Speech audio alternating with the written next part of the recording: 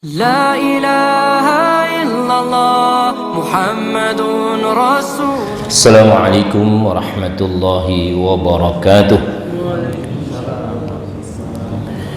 إن الحمد لله نحمده ونستعينه ونستغفره ونعوذ بالله من شرور أنفسنا ومن سيئات أعمالنا. من يهديه الله فلا مضل له ومن يضلله فلا هادي له. أشهد أن لا إله إلا الله وحده لا شريك له وأشهد أن محمدا عبده ورسوله لا نبي بعده. اللهم صل على محمد وعلى آله وأصحابه ومن والاه. أما بعد، فقد قال الله تعالى في القرآن الكريم: أعوذ بالله من الشيطان الرجيم. يا أيها الذين آمنوا اتقوا الله حق تقاته ولا تموتن إلا وأنتم مسلمون. يا أيها الذين آمنوا اتقوا الله وقولوا قولا سديدا يصلح لكم أعمالكم ويغفر لكم ذنوبكم ومن يطع الله ورسوله فقد فاز فوزا عظيما. Ma'asyiral muslimin, jemaah Masjid At-Taubah yang insyaallah selalu dimuliakan dan diberkahi Allah Subhanahu wa taala. Alhamdulillah, puji dan syukur mari selalu kita sampaikan kepada Allah Subhanahu wa taala atas nikmatnya yang tak terhingga. Mudah-mudahan kita mampu mensyukurinya dengan meningkatkan amal soleh, amal ibadah kita kepada Allah Subhanahu wa ta'ala secara istiqamah, continue, terus menerus, sehingga ketika ajal tiba, nyawa merenggut kita semua dalam kondisi berbuat kebaikan, berbuat amal soleh, dalam kondisi beribadah kepada Allah Subhanahu wa ta'ala. Inilah yang disebut dengan husnul khatimah. Salawat serta salam mari kita sampaikan kepada panutan dan teladan kita, Rasulullah Muhammad sallallahu alaihi wasallam, kepada para sahabatnya, keluarganya, para pengikutnya yang setia, yang terus menerus memperjuangkan dan menghidupkan sunnah-sunnahnya. Semoga kita bagian dari umatnya yang nanti di akhirat akan memperoleh syafaatnya. Amin, Allahumma amin. Bapak hadirin dirahmati Allah Subhanahu wa ta'ala, dalam hadis riwayat Imam Muslim, Rasulullah sallallahu alaihi wasallam memberikan taujih atau tausiah kepada para sahabat. Kata beliau, la yazalu qadama sidqin hatta yus'ala an arba', ya, tidak akan bergeser dua telapak kaki seseorang hamba pada hari kiamat sampai ditanya atau dimintai pertanggungjawaban tentang umurnya kemana dihabiskan, tentang ilmunya bagaimana dia mengamalkannya, tentang hartanya dari mana ia peroleh dan kemana dibelanjakannya, serta tentang tubuhnya untuk apa digunakannya. Nah, Bapak hadirin yang dirahmati Allah, hadis ini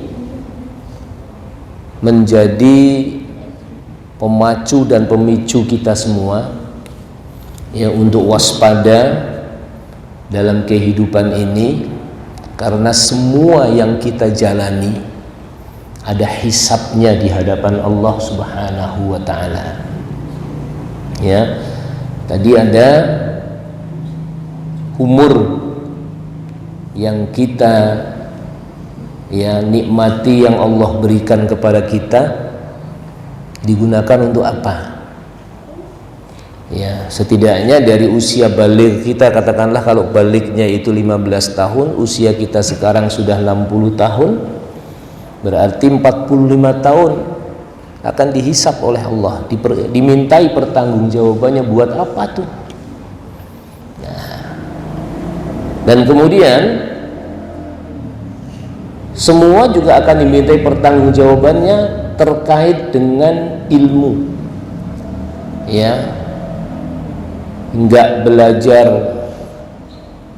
tentang ilmu syariat juga akan mengalami derita di akhirat karena tidak memanfaatkan waktu untuk menjalankan perintah Allah dan Rasulnya, yakni ya menjadi orang yang berilmu, yang rajin ngaji kemana-mana, di mana taklim dihadiri, gitu kan, termasuk hadir di majelis ini yang setiap Ahad ya bahkan At-Taubah menyelenggarakan dengan berbagai kajian kan gitu, ada malam hari, ada pagi hari, ada kultum ya, kuliah 70 menit ya, kuliah terserah antum, kuliah 7 menit, 17 menit ya, kalau yang nggak nyampe segitu ya kulkas, kuliah ringkas gitu kan. Nah, disampaikan ayat maupun hadis. Nah, pertanyaannya setelah diterima itu juga ada hisabnya pula, gitu kan? Buat apa itu ilmunya? Sudah digunakan untuk apa? Minimal ilmu yang sudah dipelajari itu sudah diamalkan oleh diri kita atau belum? Nah, ini juga akan dimintai pertanggungjawabannya. Ya. Nah, bukan hanya untuk diri kita, ternyata juga yang wajib ya diperhatikan pula adalah keluarga kita. Karena Allah Subhanahu wa taala berfirman dalam Quran surat At-Tahrim ayat 6, ya ayyuhalladzina amanu qu anfusakum wa ahlikum nara. Wahai orang-orang yang beriman, jaga dirimu. Nah, diri kita perlu dijaga dari api neraka. Bukan hanya diri kita, tapi apa? Wa ahlikum, dan keluargamu. Makanya Bapak-bapak sekalian, kita ini hisapnya lebih berat dibanding istri dan anak-anak kita, gitu ya. Kita hidup bareng bersama istri, tapi hisapnya, perhitungannya di hadapan Allah jauh lebih berat kepala keluarga. Nah, ini ditekankan tadi, supaya kita selamat dari api neraka, jaga diri kita dulu ya. Tapi nggak boleh kita kemudian rakus ibadah sendiri, rakus beramal soleh sendiri, tetapi peduli terhadap keluarga, karena itu ada hisabnya, perhitungannya di hadapan Allah Subhanahu wa taala. Nah, Bapak dan hadirin dirahmati Allah Subhanahu wa taala, bukan hanya ilmu pula yang ditanyakan, tetapi apa? Harta. Gitu ya. Nah, tentang hartanya itu dari mana diperolehnya dan kemana dibelanjakannya. Ya, dari cara memperolehnya saja ini udah ada hisabnya nanti. Cara yang halal atau haram, kan gitu. Kalau udah haram udah jelas, ya. Kullu lahmin nabata min haram. Ya, setiap daging yang tumbuh akibat daripada ya makanan, benih-benih makanan yang diperoleh dari sesuatu yang haram, maka itu akan menjadi ya atau dimakan, dibakar oleh api neraka. Na'udzubillah min dzalik. Cara memperolehnya saja yang nggak benar. Makanya sekarang kan banyak orang semangat berhijrah ya, dari konven menuju syariah, dari bisnis yang nggak kenal aturan kemudian menjadi sadar. Setelah hari tua bingung tuh, harta saya buat apa, dulu saya peroleh dengan cara yang tidak halal. Makanya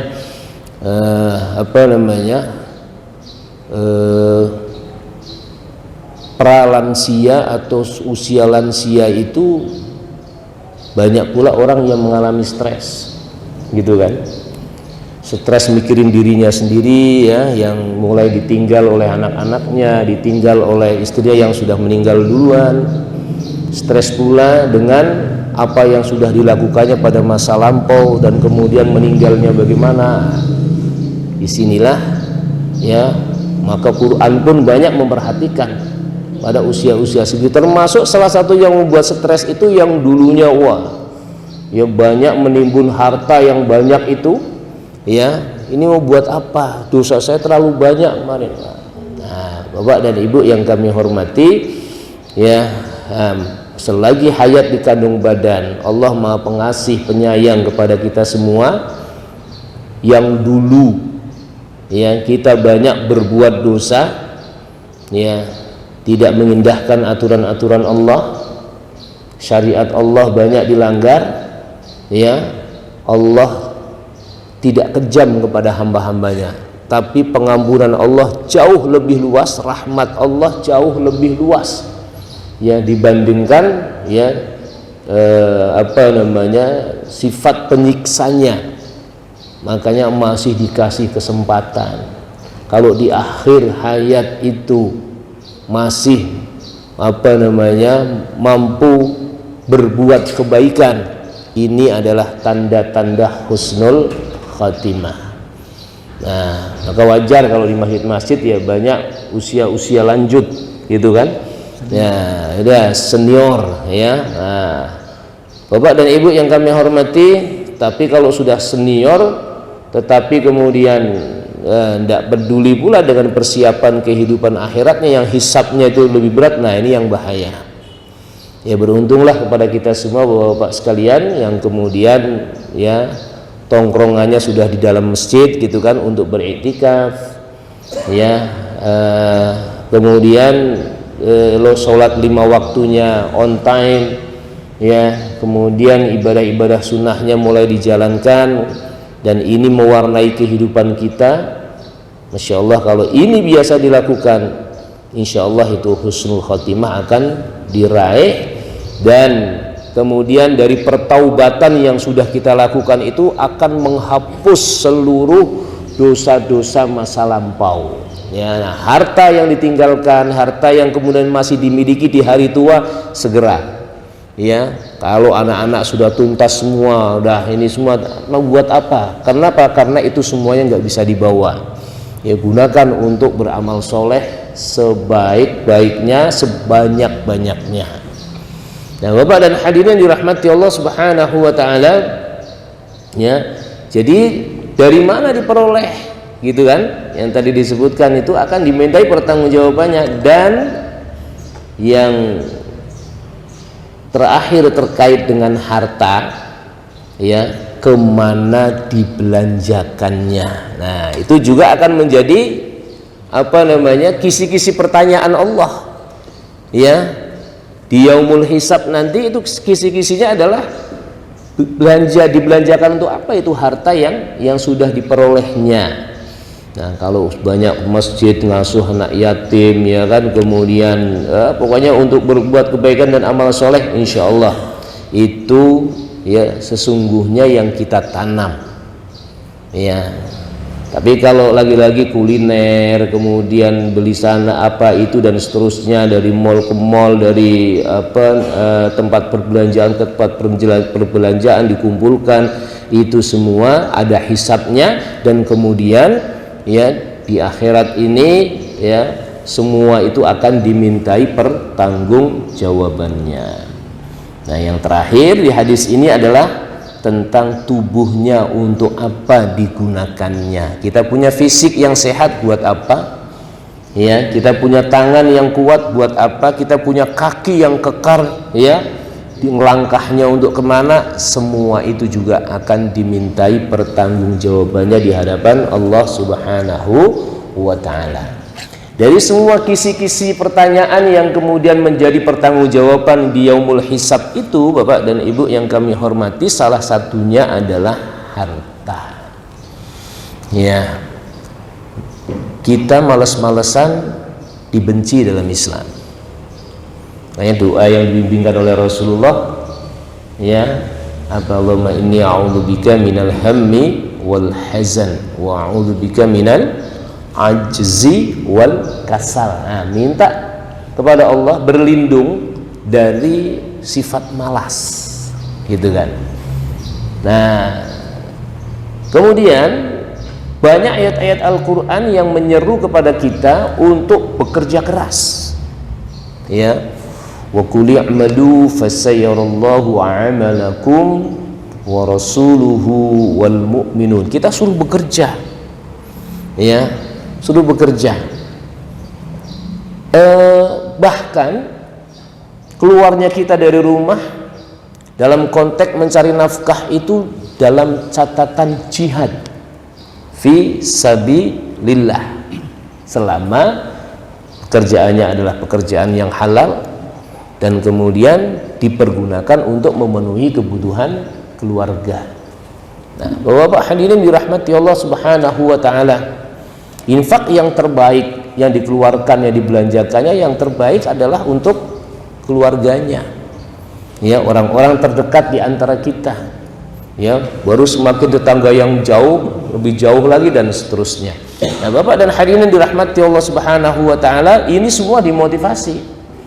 Ya, makanya nggak boleh kita malas-malesan kemudian kita sibuk di masjid zikir, ya, kemudian baca Quran, sementara keluarganya terlantar dari sisi ekonominya. Nah, ini juga dibenci. Sampai Rasulullah mengatakan laisa bi khairikum, ya, bukan umatku yang baik, sehingga dia itu meninggalkan akhiratnya hanya untuk dunia, gitu kan, sibuk untuk dunianya saja, akhiratnya dilupakan. Dan juga sebaliknya, sibuk untuk akhiratnya saja, ya, sehingga dunianya itu dilupakan, ya, diabaikan. Nah, kata Rasulullah hatta yusibu jami'a minhuma jami'a, sehingga dua-duanya itu dilakukan semuanya secara seimbang. Bahkan di penghujung hadis itu Rasulullah sampai mengatakan wala takunu kallan 'alan nas, ya, jangan sampai kehidupan daripada kita dan keluarga kita itu menjadi beban bagi orang lain. Artinya apa? Kita cuek, kita nggak semangat dalam cari nafkah, sehingga, ya, anak istri kita ini, keluarga kita ini menjadi beban bagi orang lain, ya, uluran tangan orang lain, itu namanya kan membebani orang lain. Ini dibenci oleh Rasulullah Shallallahu Alaihi Wasallam sampai seperti itu. Nah, tapi di sisi lain, ya, kesibukan kita dalam konteks kehidupan dunia jangan sampai kemudian mengalahkan persiapan kita untuk meraih kebahagiaan di akhirat. Nah, Bapak hadirin dirahmati Allah Subhanahu wa taala, karena itulah, ya, ayat-ayat Al-Qur'an ada yang kemudian menyeru, itu di surat Al-Jumu'ah yang paling populer, ya. Ya ayyuhalladzina amanu idza nudiya lis-shalah min yaumil jumu'ah fas'au ila dzikrillah. Wahai orang-orang yang beriman, jika kalian diseru untuk menunaikan sholat Jumat pada hari Jumat, fas'au, maka bersegera untuk menuju masjid mengingat Allah, gitu, ya, suruh bersegera. Nah, terus ayat berikutnya apa? Wadharul bai', suruh tinggalkan jual beli. Kenapa sebutannya jual beli di ayat itu? Karena bangsa Arab saat turunnya ayat, saat Rasulullah Muhammad diutus, profesinya paling banyak adalah berniaga, berdagang, gitu kan. Mayoritas, apalagi di Mekah, tandus tanahnya itu mereka berniaga. Yang hanya bisa bertanam itu kan di Arab bagian selatan, Hadramaut, kalau sekarang namanya Yaman dan Oman. Sebagian Madinah bisa digunakan untuk bertanam, ya, kurma dan seterusnya, masih tandus tanahnya. Maka mayoritas mereka berniaga, berdagang. Quran menyentuh kesadaran sangat tinggi kepada orang-orang Arab itu dengan sebutan wadharul bai'. Tinggalkan itu jual beli. Ya, itlaqul juz wa iradatul kul. Ya, menyebut kata jual beli tapi sesungguhnya itu adalah seluruh aktivitas yang terkait dengan kesibukan kita hidup di dunia. Artinya apa? Aktivitas apapun yang kita lakukan kalau memang diseru untuk melakukan ibadah, tinggalkan itu.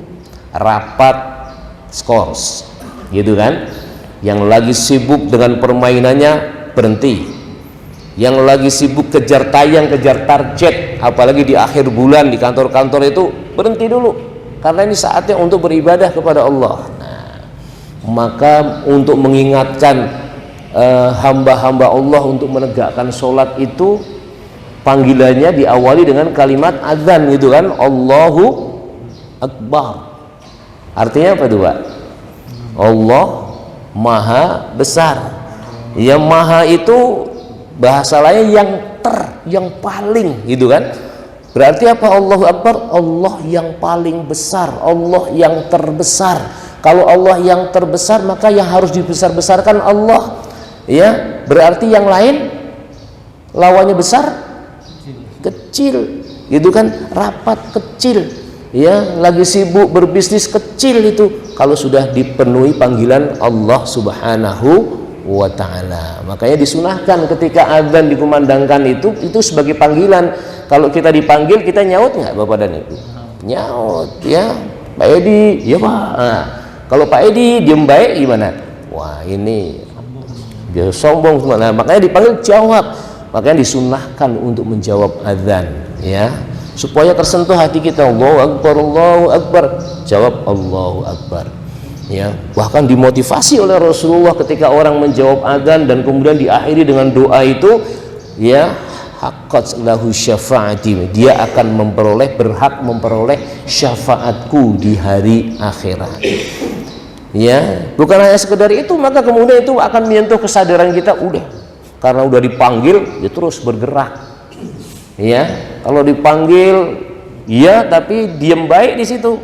Ya, bapak manggil anak bapak, tong, ya, tong, ya, diem baik di situ nggak datang. Kira-kira apa yang terjadi? Oh, kita akan marah. Allah sudah panggil tapi nggak bergerak, bilang iya, jawab iya, tapi kemudian nggak datang. Nah, ini ya akan menjadi masalah besar dalam kehidupan kita. Nah, Bapak-bapak hadirin dirahmati Allah Subhanahu wa taala, sampai seperti itu. Gitu kan? Jadi kita diwajibkan mencari harta, mencari nafkah, tapi di sisi lain ketika Allah sudah panggil untuk melaksanakan ibadah mahdhah, maka tinggalkan itu ya.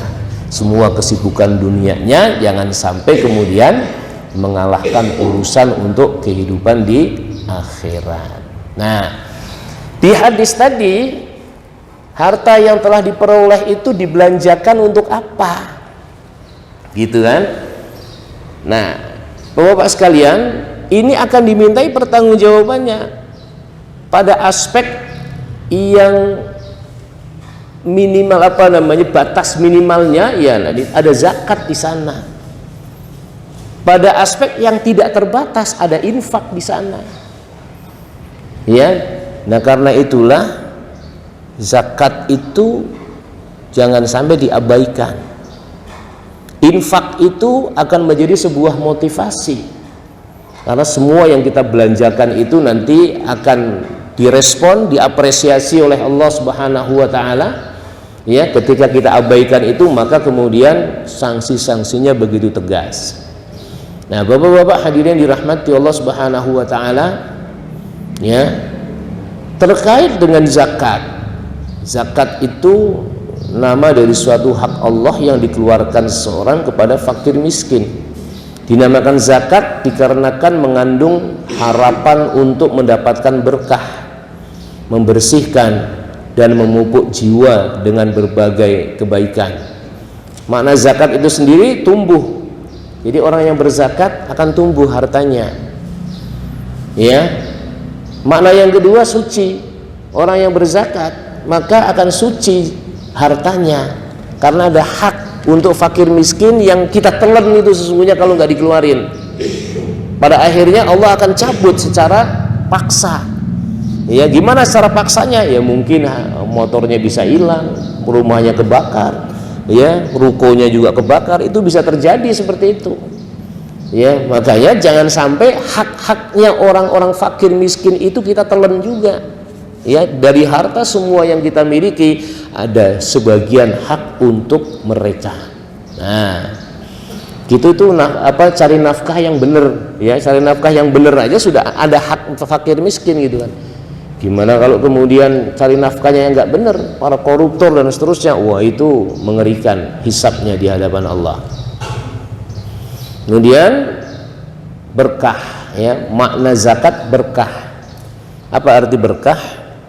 Ziyadatul khair, itu makna yang umum. Ziyadatul khair itu artinya kebaikannya yang terus menerus bertambah. Jadi ketika orang berzakat, berinfak itu, maka hartanya terus akan bertambah di hadapan Allah Subhanahu wa taala. Hartanya akan terus menerus, ya, diberikan penambahan. Nah, jadi kesimpulannya jangan sampai kita takut miskin, takut hartanya habis gara-gara harta itu dikeluarkan.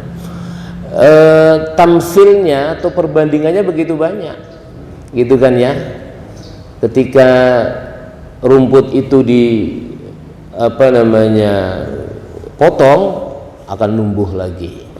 Ketika air, ya, air sumur kita diambil terus gitu kan, malah justru air ini akan menjadi bagus, semakin bening, jernih. Tapi coba air sumur itu didiemin baik, ya, didiemin aja sampai berbulan-bulan, wah itu, ya, kotor. Nah, ini logika sederhananya seperti itu.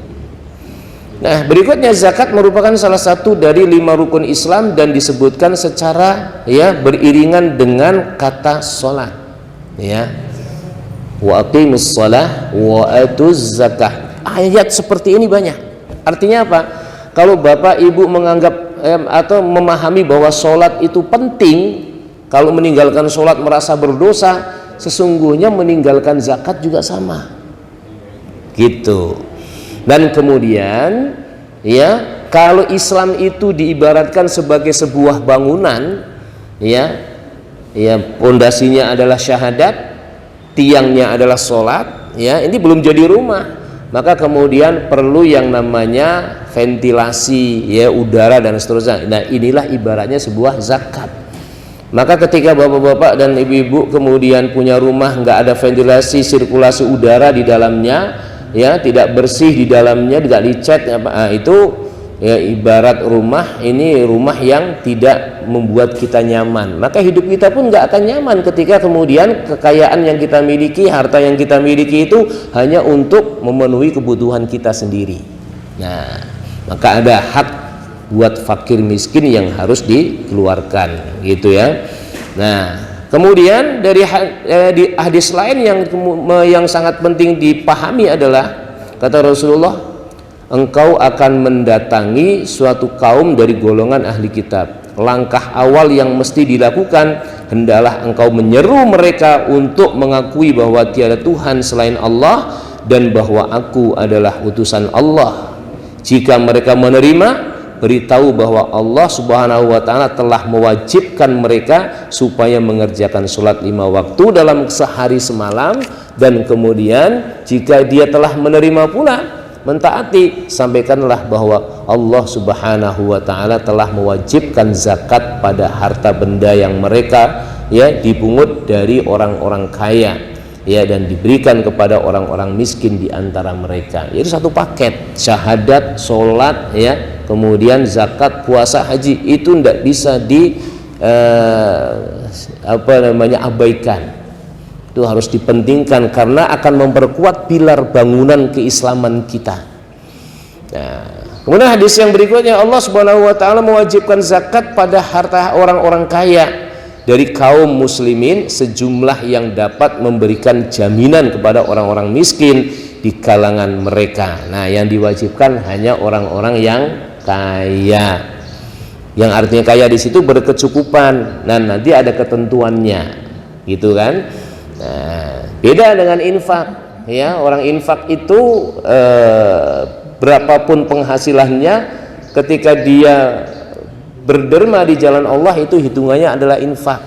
Nggak ada ketentuan berapa jumlahnya, semakin banyak ya semakin bagus. Tapi kalau zakat ada ketentuannya, ya. Nah, Bapak hadirin dirahmati Allah Subhanahu wa taala, selanjutnya di sini ditegaskan bahwa zakat diwajibkan secara mutlak, ya, sejak era di Mekah. Dari Mekah itu sudah diwajibkan. Cuman nggak ada ketentuan-ketentuannya, pokoknya wajib ngeluarin harta.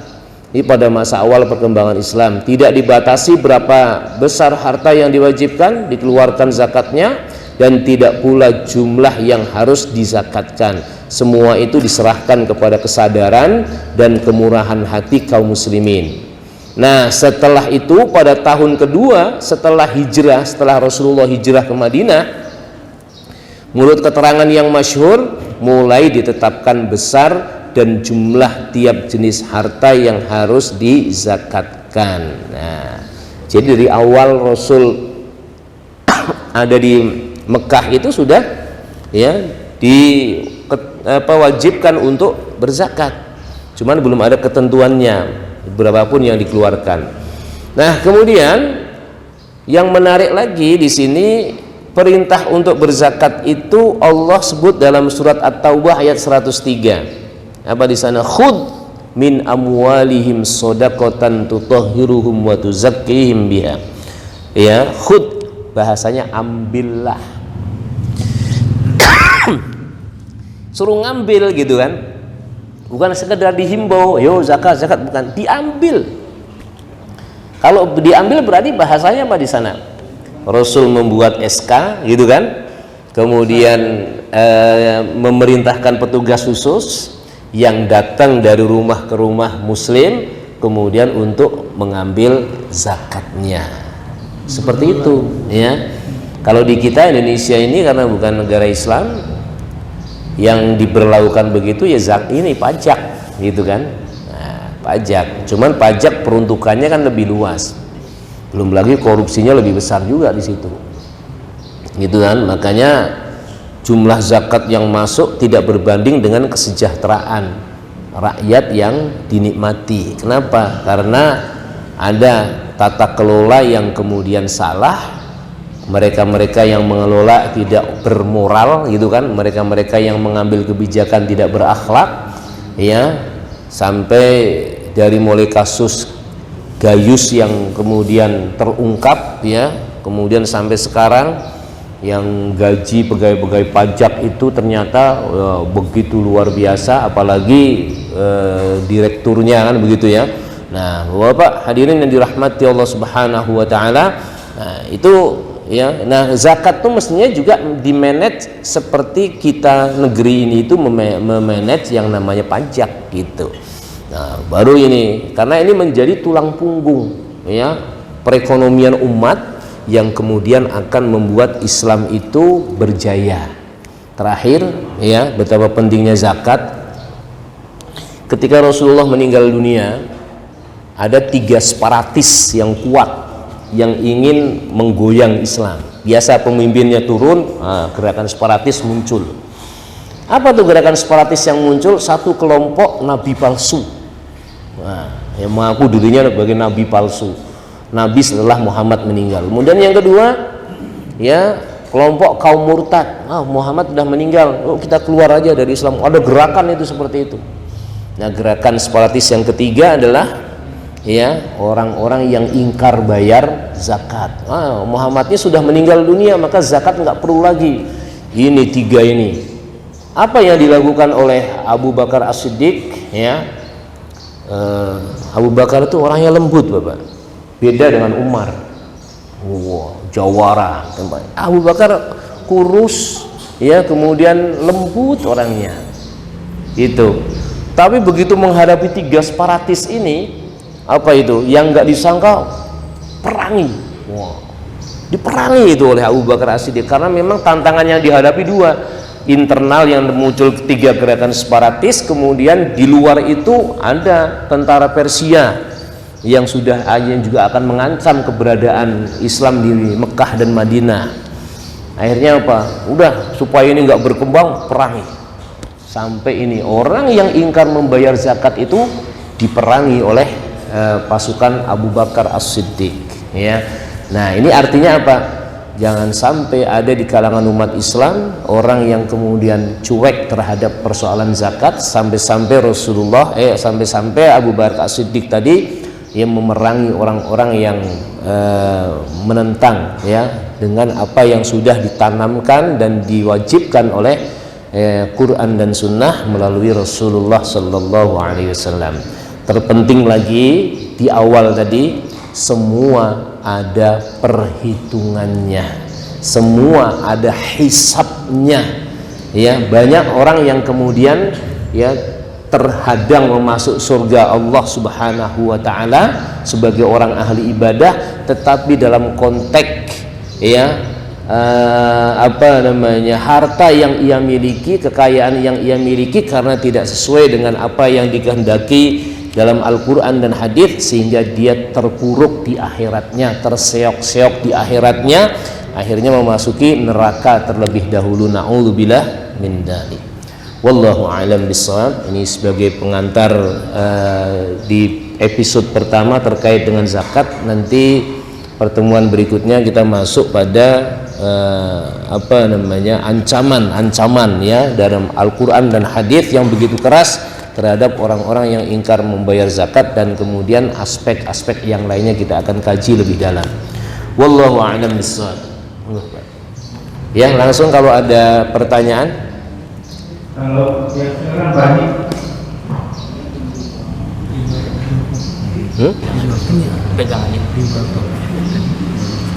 Bismillahirrahmanirrahim. Assalamualaikum. Assalamualaikum warahmatullahi wabarakatuh. Waalaikumsalam warahmatullahi. Pak Ustadz, kami dulu pernah menjabat.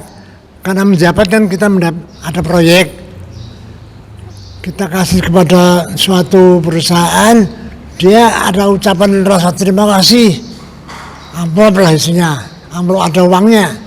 Ini hukumnya uang itu haram atau halal, dan cara bertobatnya bagaimana? Ada pemberian, ya, pemberian itu ada memang itu bentuknya hadiah, ada hibah kalau dalam konteks syariahnya, ya. Kemudian ada pula riswah. Riswah itu nyogok, ya. Kalau nyogok itu kata Rasulullah jelas, la'anallahu, ya, Allah memberikan laknat terhadap roshi wal murtashi, orang yang menyogok maupun yang disogok, orang yang ngasih uang pelicin maupun orang yang dikasih uang pelicin, itu dilaknat oleh Allah. Kalau bahasanya laknat udah tinggi itu, gitu kan? Nah, walaupun ikhlas, ya, walaupun ikhlas, ya. Persoalannya apa itu riswah itu? Tadi proyek, ya kan? Supaya proyeknya goal, Bapak dikasih duit dulu. Nah, itu yang namanya riswah. Maka ketika ada muncul kayak begitu, tolak. Ya. Jangan malu-malu. Kalau saya karena sebagai guru, ya, ada siswa yang bermasalah, ya, siswa bermasalah. Oh, ibunya kalau ketemu saya atau bapaknya ketemu saya, selalu pin ngasih duit gitu kan. Jangan Bu, ini lagi proses penilaian, ya, nggak boleh gitu. Saya nanti nggak adil dalam mengambil ini, ya, mengganggu keadilan saya. Nah, makanya di beberapa sekolah juga sudah menerapkan itu, nggak boleh menerima suatu pun. Apalagi kalau kemudian lembaga ekonomi, ya, lembaga keuangan baik mikro maupun makro, ya, bank, BPRS ataupun BMT koperasi syariah, itu biasanya ada ketentuan di sana, ya, tidak boleh menerima apapun, ya, terhadap pemberian orang tadi. Nah, jadi kalau itu belum berlangsung itu namanya riswah. Tapi kalau sudah selesai, Bapak bantu dengan penuh ikhlas gitu kan, proyek ini sampai selesai, begitu sudah selesai, Pak Haji terima kasih ya kemarin telah dibantu itu kan nih. Nah, pemberian itu tanpa ada unsur di awal, tidak ada ketentuan di awal gitu kan. Nah, ujuk-ujuk dikasih gitu kan, ya itu halal ya, itulah yang disebut hadiah ya, atau mungkin ya hibah, pemberian juga boleh itu kan. Ya, tanda terima kasih. Jangankan itu sebuah proyek, pinjam meminjam saja begitu ya. Pak, saya minjem dia dong, ya berapa? 1 juta, nanti bulan depan saya kembalikan ya, karena orang baik saya pinjemin ya. Begitu pinjam kemudian dibalikin uang 1 juta dikembalikan, kemudian bawa tentengan ya, umumnya biskuit atau apalah gitu ya, kemudian di dalamnya juga ada amplop, kasih juga ini apa ini? Udah, saya terima kasih. Tapi sebelumnya nggak ada perjanjian begitu, itu halal. Bahkan itu masuk di dalam sebuah hadis ya, sebaik-baik kamu yang berhutang adalah ahsanukum qada'a ya, yang terbaik ketika mengembalikan pinjaman. Nah, gitu kan? Yang terbaik ketika mengembalikan pinjaman itu tidak dibahasakan dalam bentuk uang, tapi umum ya, minimal ada kata-kata terima kasih Pak Edi ya, yang kemarin meminjamin saya, dipeluk, aduh didoain barakallah semoga Allah berkahi. Itu mengembalikan uang dengan kondisi yang terbaik ya. Kemudian ada juga yang kemudian tadi begitu uang dikembalikan 1 juta ya, bawa tentengan, kemudian anaknya bapak kemudian dikasih duit gitu kan. Nah, sebagai bentuk terima kasih, itu adab orang yang meminjam gitu kan. Nah, yang terbaik begitu, tapi tidak mesti dalam bentuk uang ya. Ucapan terima kasih, mendoakan itu sudah cukup ya. Lebih dari itu akan lebih baik sesuai dengan hadis Nabi Shallallahu Alaihi Wasallam ya. Jadi insya Allah kalau konteksnya yang ditanyakan Pak Haji seperti itu aman ya, karena nggak ada syarat-syarat sebelum yang diucapkan itu. Saya proyeknya ya gampang, nanti saya bantu, tapi jangan lupa ini ya, dia minta gitu kan. Nah, itu yang disebut dengan riswah ya. Nah, sogok menyogok ya, dan ini la'anallah, Allah akan melaknat ya. Kalau udah bahasa laknat itu ya, mengutuk barangnya itu ya, dikutuk oleh orang-orang yang kayak begini itu ya. Nah, berarti akan tidak memperoleh keberkahan dalam hidupnya. Wallahu a'lam bishawab. Ya, Pak Masih. Siapa dulu nih? Ada belakang juga ada. Ya, yang mana dulu? Terima kasih. Nah, Terima kasih. Tadi disampaikan bahwasanya kita ini untuk menjaga diri kita dan keluarga kita dari neraka. Pertanyaan saya, misalnya kita punya anak, kemudian kita sudah memberikan contoh, sudah mengingatkan, misalnya anak, misalnya sholat, waktunya sholat masih tidur misalnya. Nah sudah begitu, sudah diingatkan, sudah ini berulang-ulang misalnya, masih demikian, apa kita ini konsekuensinya apa ini, atau tindakan kita apa ini? Misalnya demikian. Terima kasih. baik, itu ada metode yang menarik gitu ya. Ya, ada. Jadi gini,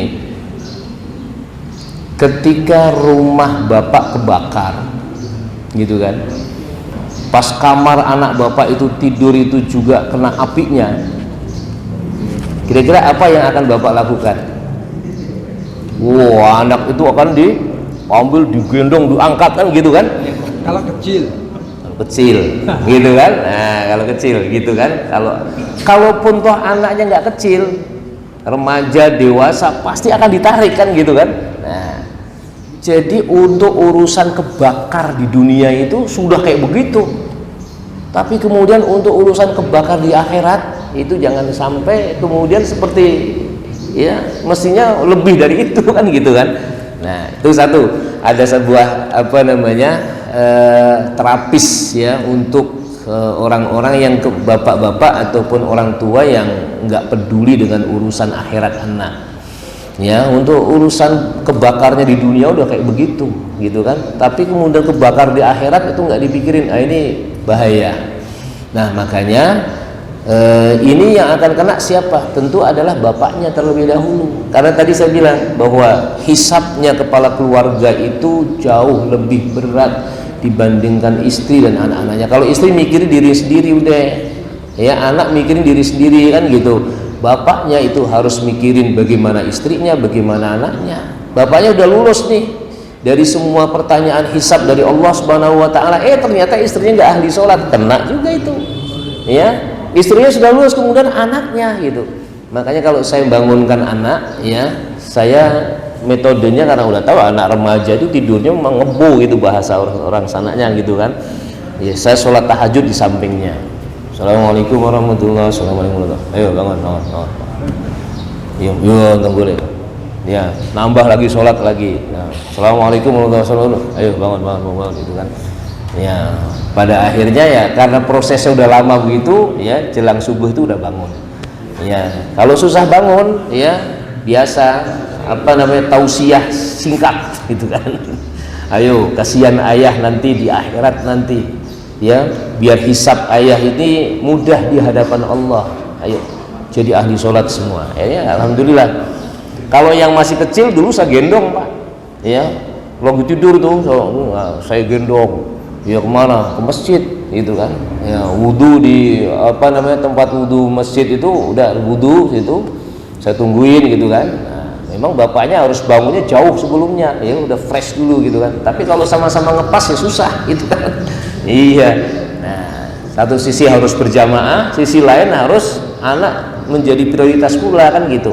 Makanya lebih prepare-nya jauh-jauh ya. Nah, jadi itu. Nah, kemudian kalau itu sudah dilalui usaha maksimal, ikhtiar dan seterusnya, ternyata kok hasilnya tidak sesuai yang diharapkan. Ada pelipur lara. Apa pelipur laranya? Innaka la tahdi man ahbabta walakinallaha yahdi man yasha. Ayat ini turun terkait dengan Rasulullah, penyesalannya yang luar biasa ketika ya Abu Thalib sang paman yang luar biasa dalam sejarahnya ternyata tidak masuk Islam dalam versi Ahlu Sunnah wal Jamaah gitu kan. Kalau versinya Syiah Abu Thalib masuk Islam gitu kan. Versinya Ahlu Sunnah wal Jamaah Abu Thalib nggak masuk Islam. Yang nggak mengucapkan dua kalimat syahadat. Akhirnya apa yang terjadi? Ya Rasulullah menyesal.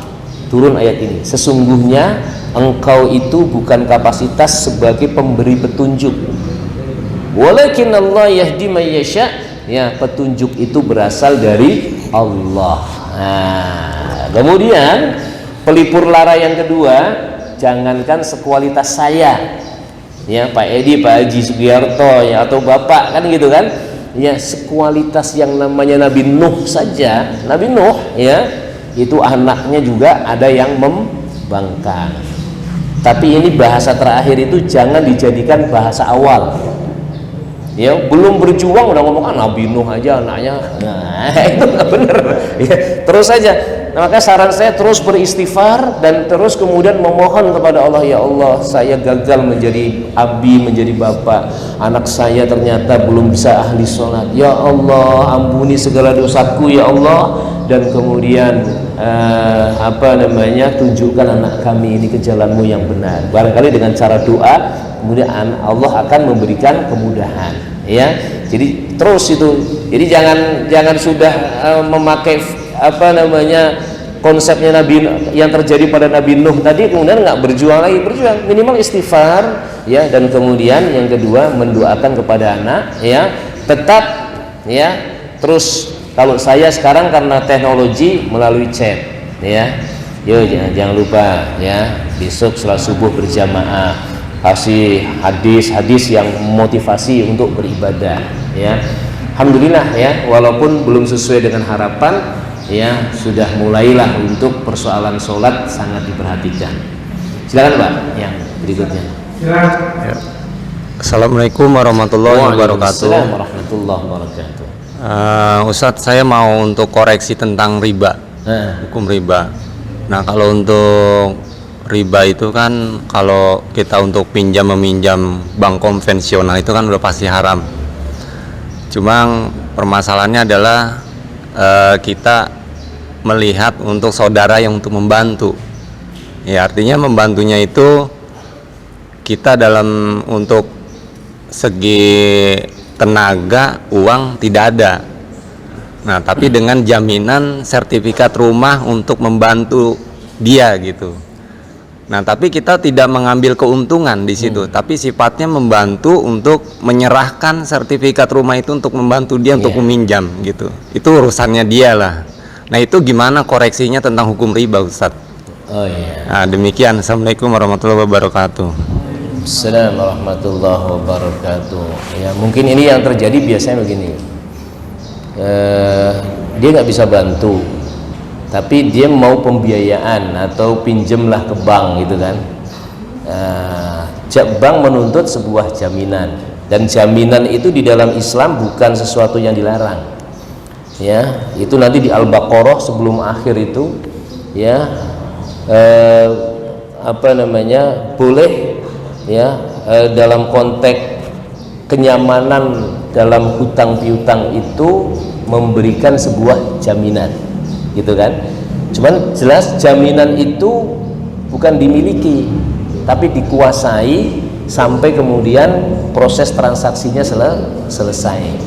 Jadi apa yang Bapak lakukan yang jelas tidak melanggar syariat ya. Kenapa? Karena minjamkan jaminan tadi. Dan bukan hanya sekedar jaminannya, tapi kemudian nanti Bapak pasti minta tanda tangan tuh sama lembaga ekonomi keuangan itu ya, ini akan dimintai tanda tangan di atas meterai. Jika ini mengalami kemacetan maka akan dieksekusi itu jaminan gitu kan. Jadi resikonya nggak sedikit, itu besar juga gitu kan. Nah, apa yang Bapak lakukan walau dalam bentuk jaminan sertifikat tanah dan rumah ya, tidak memberikan dalam bentuk uang, itu sudah membantu saudara ya, sudah membantu teman ya, insya Allah itu bagian dari pahala dan tidak masuk kategori riba ya. Dan sebaiknya sih tidak minta fee gitu kan. Jaminan saya udah kasih ini dong gitu kan. Nah, kecuali kalau kemudian dia berbisnis gitu kan. Kalau dia berbisnis dan kemudian kita memperoleh fee-nya atas kemudian pemberian dia, itu bagian daripada sesuatu yang halal gitu kan. Nah, wallahu a'lam bishawab. Gitu Pak ya. Jadi itu masuk kategori ta'awun ya, saling memberikan pertolongan kepada orang yang sedang mengalami kesulitan. Oke, karena waktu sudah syuruk, takut sholat syuruknya nanti ketinggalan. Kalau memang masih ada pertanyaan ya bisa dilanjut ba'da syuruk ya, ba'da sholat syuruk. Dan syariat ada sarapan. Oh iya, nasrum minallah wa fathun qarib wa basyiril mu'minin. Kurang lebihnya mohon maaf ya. Assalamualaikum warahmatullahi wabarakatuh. Waalaikumsalam.